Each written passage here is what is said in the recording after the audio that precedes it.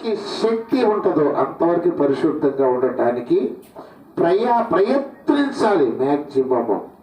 ఎందుకంటే ప్రభువుని చూడాలి అంటే ఈ రెండు ఉండాలి, ప్రభువుని దగ్గరికి రావాలంటే ఈ రెండు ఉండాలి. ఈ రెండు ఉన్నప్పుడు నీవు కేక వేస్తే, నీవు శ్రమలో కేక వేసినా, నీవు దుఃఖంలో కేక వేసినా, నీవు ఏ పరిస్థితిలో కేక వేసినా అవి ప్రభువుని తాకుతాయి. హల్లెలూయా, హల్లెలూయా, హల్లెలూయా. చెరసాలలో పౌలు శీలలు భయంకరమైన శ్రమల మధ్య వారు బాగా వేధించబడి కొట్టబడి వారు చెరసాలలో సంతోషిస్తున్నారండి, సంతోషిస్తున్నారు. శ్రమలలో సంతోషించినప్పుడు ఏం జరుగుతాయ్యా అంటే, దేవుని కోసము శ్రమపడి సంతోషించినప్పుడు దేవుని దగ్గరికి వస్తాడండి. హల్లెలూయా. ఎందుకంటే పరిశుద్ధంగా ఉంటూ సమాధానంగా ఉంటూ ఆయన కోసం పనిచేసి ఆయన కోసం తిట్లు తిని దెబ్బలు తిని నీవు ఆనందించటం నేర్చుకుంటే దేవుడు ఖచ్చితంగా ఆయన మహోన్నతమైన స్థలములలో నివసించేవాడైనను నీ దగ్గరికి వచ్చి ఖచ్చితంగా ఆయన కార్యం చేస్తాడు. ఎందుకంటే నిన్న ప్రార్థనలో చెప్పారు, ఎవడు నేను మహోన్నతమైన స్థలముల్లో నివసించవడను, మహోన్నతుడను, మహాగరుడను అయినను దీన మనస్సు గలవారి వద్దను, వినయము గలవారి వద్దను నేను ఆ ఉజ్జీవింప చేయటానికి నేను నివసిస్తున్నాను అంటాడు. Praise the lord. ఆ దీన మనస్సు, ఆ వినయము, ఇక్కడ రెండు చెప్తున్నాడు, సమాధానము, పరిశుద్ధత. ఇది చాలా అద్భుతమైన లక్షణాలండి. నీవు కేక వేయంగానే పలికేటువంటి లక్షణాలు ఇవి. దేవుడు నేను కేక వేయగల ప్రభువాని కేక వేయగానే నేనున్నాను బిడ్డ భయపడదాకా అని చెప్పేటువంటి లక్షణాలు ఇవి. ఈ లక్షణాలు నీవు దేవుణ్ణి ఎరిగితే, నీవు దేవుణ్ణి నమ్మితే ఖచ్చితంగా ఈ లక్షణాలు నీలో ఉండాలంటే అవి ఉండటానికి నీ శాయశక్తిలో ప్రయత్నించాలి. అప్పుడు నీవు శ్రమలలో ఆనందిస్తూ విరిగి నలిగిన హృదయంతో ప్రార్థన చేస్తూ ఉన్నప్పుడు ఏది ఆటంకం రాదు. ఆకాశం ఆ మేఘాల మీదకి ఆ ప్రార్థన చక్కగా ప్రభు దగ్గరికి వెళ్తుంది. సెకండ్ల మీద ప్రభు నీ ముందుంటాడు, కార్యం అక్కడ జరుగుతుంది. హల్లెలూయా. అందరూ చెబుదాం హల్లెలూయా. కానీ ఇక్కడ యేషయావుని గురించి ప్రస్తావిస్తా ఉన్నాడు. అతని జీవితాన్ని గురించి ఒక అద్భుతమైన హెచ్చరిక ఇస్తున్నాడండి యేషయావుని గురించి. ఏమని ఇస్తున్నాడంటే వినండి, మనసు పెట్టి వినండి. ఒక్క పూట కూటి కోసము తన జ్యేష్ఠత్వపు హక్కుని అందు వేసుకున్న వ్యభిచారి భ్రష్టుడు అన్నాడండి. ఒక పూట కూడంతా జ్యేష్ఠత్వపు హక్కు దేవుడిచ్చే వరం, దేవుడిచ్చే కృప, దేవుడిచ్చేటువంటి తరతరాల దీవెనది. ఒక్క పూట కూడు తెల్లారి పట్టుకెల్లా ఏమి ఉండదు, అరిగిపోయి జీర్ణమైపోతుంది కదా. ఈ ఒక్క పూట కూటి కోసం అంత విలువైనటువంటి దేవుని ఆ వాగ్దానాన్ని, దేవుని వరాన్ని దీనికి ట్యాలీ చేసుకున్నాడంట. అందుకని భ్రష్టుడు అన్నాడు. ఇక్కడ ఒక మాట చెప్పడానికి నేను చాలా భయపడిపోతున్నాను. ఒక మాట చెప్పటానికి నిజంగా నేను భయపడుతున్నానండి. దేవుడిచ్చిన రక్షణ మన దృష్టిలో ఎంత విలువగా ఉన్నది. దేనికి దాన్ని సాటి చేస్తున్నాం మనం? ఆయన రక్తాన్ని, ఆయన శరీరాన్ని, ఆయన శ్రమలను, ఆయన యొక్క సంకల్పాన్ని మనము దేనితో సమానంగా చేసి దాన్ని నిర్లక్ష్యం చేసుకుంటున్నాము. యేషయావు ఒక పూట కూటితో సమానం చేశాడు. నీవు నేను దాన్ని దేనితో సమానంగా చేస్తున్నామండి? రక్షణను, ఆ పరలోకాన్ని. ఒకసారి ఆలోచిద్దామా? ఈ రక్షణ కంటే ఏది మనకి ఎక్కువగా ఉన్నది? లేదా ఈ రక్షణతో సమానంగా దేన్ని చేయగలవు? చేస్తున్నాం మనం అలా చేస్తే మనము కూడా భ్రష్టులతో సమానమే. యేషయావే ఒకవేళ అలా చేయగలిగితే యేషయావును గురించి ఒక భయంకరమైన మాట దేవుడు మాట్లాడాడు. మలాకీ గ్రంథం 1వ అధ్యాయం 2వ వచనంలో వణకాలి. ఆ మాట మీరు వింటే వణకాలి, గడగడ వణకాలి. సహాయం చేయతలి త్వరగా. మలాకీ గ్రంథము 1వ అధ్యాయం 2వ వచనం. అది మౌత్ తీసుకుని పిల్లలు చదవనండి. నువ్వు చదువు. యెహోవా సెలవిచ్చినదేమనగా, నేను మీ ఎడల ప్రేమ చూపి ఉన్నాను. అయితే మీరు ఏ విషయమందు నీవు మా ఎడల ప్రేమ చూపితు అందురు. ఏసేవు యాకోబునకు అన్నకాడా, అయితే నేను యాకోబును ప్రేమించి తిని, ఇదే యెహోవా వాక్కు.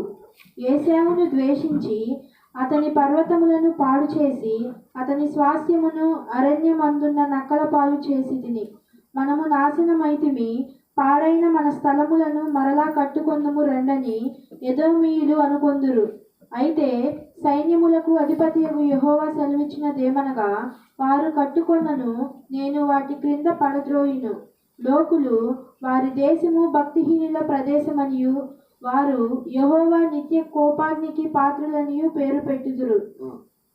కన్నులారా దానిని చూచి ఇశ్రాయేలీల సరిహద్దులలో యెహోవా బహుగనుడుగా ఉన్నాడని మీరందరూ. ఏశావుని దేవుడు అంటాడు, ఏశావుని నేను ప్రేమించలేదు, యాకోబుని ప్రేమించాను. ఎందుకంటే ఏశావుని నేను ద్వేషించాను అంటాడండి దేవుడు. నేను ద్వేషించాను. ఒక వ్యక్తిని దేవుడు ఎందుకు ద్వేషిస్తాడు అంటే, వింటున్నారండి, ద్వేషిస్తే మన జీవితంలో ఏం జరుగుతుందంటే తెలుసుకోండి, మనస్సు పెట్టి తెలుసుకోండి. దేవుడు ఒక వ్యక్తిని ద్వేషించడానికి ఒక కారణం ఏంటంటే, దేవుని యొక్క వాగ్దానాన్ని, దేవుడు నీ కోసం ఇచ్చిన రక్షణను, దేవుడు నీకు ఇచ్చిన కృపను నీవు కోల్పోతే, నువ్వు నిర్లక్ష్యం చేస్తే దేవుడు నిన్ను ద్వేషిస్తాడు. ఈ మాట చెప్పటానికి నేను భయపడుతున్నాను. దేవుడు నిన్ను ద్వేషిస్తే ఈ పరిస్థితి ఎంత ఘోరంగా ఉంటుందంటే, చూడండి ఇక్కడ ఈ మాటలు చాలా భయం వేస్తుందండి. ఏశావు యాకోబుకు అన్నకాడా, నేను యాకోబుని ప్రేమించాను, ఏశావుని నేను ద్వేషించాను. అతని పర్వతాలను పాడు చేసి పర్వతాలంటే ఉన్నత స్థితి, బాగా డబ్బులు సంపాదించుకొని మేడమిద్దెలు కట్టుకుంటే ఆయన పోడు చేసేస్తాడట. ఎందుకంటే నేను ద్వేషించాను వాడిని. ఎందుకు ప్రభువా ఇంత ఘోరంగాను? కట్టుకుంటే వాటిని పాడు చేస్తే ఈ ఏశావు తన జనాంగం అనుకుంటారంట, అయ్యో మనం నాశనం అయిపోయేమో అనుకుంటారట. వినండి, బాగా వినండి. అరే రండి మళ్ళీ కట్టుకుందాం అని మళ్ళీ కట్టుకుంటారట. మళ్ళీ కట్టుకున్నా నేను, అక్కడ ఏమని రాయబడిందండి, పాడైన మన స్థలాలను మరలా కట్టుకుందాం. 4వ వచనం, కట్టుకుందాం రండి అని ఎదోమీయులు అనుకుందరు. అయితే సైన్యములకు అధిపతి యెహోవా సెలవిచ్చినదేమనగా, వారు కట్టుకున్న నేను వాటికి కింద పడబోయేది. నేను కింద పడబోయేది. నా ప్రియమైన బిడ్డలారా, స్నేహితులారా, సాటి దైవ జనాంగమా, మూలి రక్తముతో కడగబడే మూలి రక్తం దగ్గరకు వచ్చినటువంటి నా ప్రియ, మీరు పరలోక నివాసానికి సిద్ధమవుతున్నటువంటి బిడ్డలు, ఈ రక్షణను, ఈ కృపను దేనితో సమానంగా ఎంచుతున్నాము? మనం దేనితో సమానంగా ఎంచగలము? ఒక్క పూట కూటి కోసం దేవుడిచ్చిన వరాన్ని. చాలా ఆశ్చర్యం అండి, చాలా ఆశ్చర్యం. అందుకు దేవుడు ద్వేషించాడు. యాకోబుని ఎందుకు ద్వేషించలేదు? అతడు పశ్చాత్తాపడ్డాడు, అతడు ఏడ్చాడు. కాలు తొడగూడి వసిలిపోయినా కూడా నువ్వు దీవిస్తే నేను వదిలిపెడతానయ్యా అన్నాడు. ఆ దీనత్వం, ఆ పట్టుదల, ఆ దేవుని అంత ఆసక్తి, ఆ కట్టే బలిపీఠం, దేవుణ్ణి వెంబడించే విధానం ఒక వ్యక్తిలో ఉంటే నువ్వు పడినా ఆయన లేపుతాడు, నేను ఎత్తుకుంటాడు. నా బిడ్డ ఎందుకు పడ్డావంటాడు ఆయన.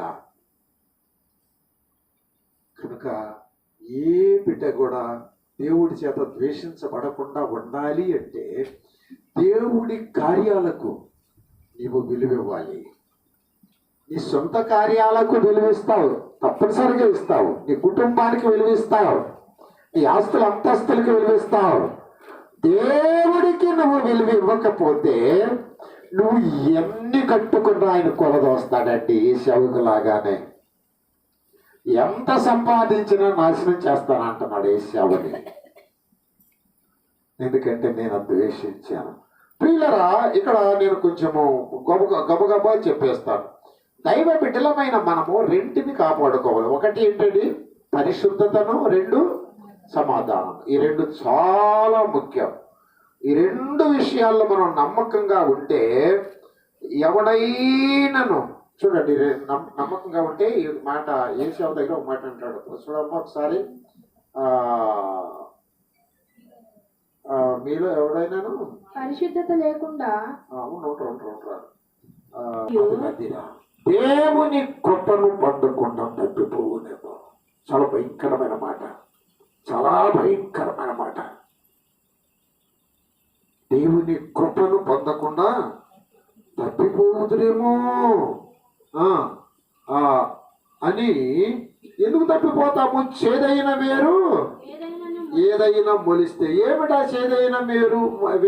ఏశావులో మొలిసిన చేదైన వేరు ఏంటయ్యా అంటే, దేవుడి కార్యాలను నెట్టివేసి లోక సంబంధమైన కార్యాలను, వ్యర్థమైనది ఇంతలో కనబడి ఎంతలో మాయమైపోయే వాటికి విలువించి శాశ్వతంగా నిత్యత్వము యుగాయుగాలు ఉండేటువంటి ఆశీర్వాదాలను తృణప్రాయంగా ఎంచేటువంటి ఆ వ్యక్తుల విషయంలో దేవుడు అంటాడు, ఆ కృపను, దేవుని కృపను పొందకుండా తప్పిపోదురేమో అని